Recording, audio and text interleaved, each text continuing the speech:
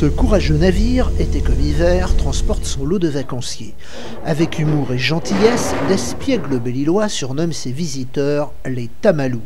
Car, selon la légende, dans les crêperies le soir autour d'une bolée de cidre breton, après une journée de randonnée, on entend dire « Chérie, t'as mal où ?»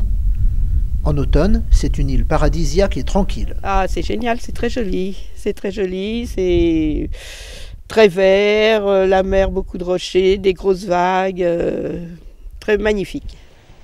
Des grosses vagues et des embruns garantis, c'est un spectacle permanent en mer et sur le plancher des vaches.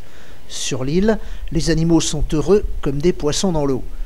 En bordure de côte, le mouton à la côte, du bonheur pour les vacanciers.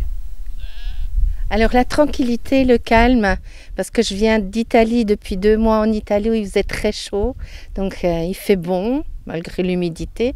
Ça gâche pas l'ambiance, on est bien en bonne compagnie. Le calme, il n'y a personne, vous êtes tranquille, on peut aller à la pêche partout. C'est pas l'été, quoi, c'est pas la cohue de l'été, quoi. Location de vélos, de voitures, restaurants, hôtels, des professionnels du tourisme sont encore ouverts. Alors au mois d'octobre, c'est une clientèle un petit peu diversifiée et ça dépend en fait des moments de la semaine. Par exemple, pour les week-ends, on a souvent une clientèle plus jeune qui vient du Morbihan ou de Bretagne en général.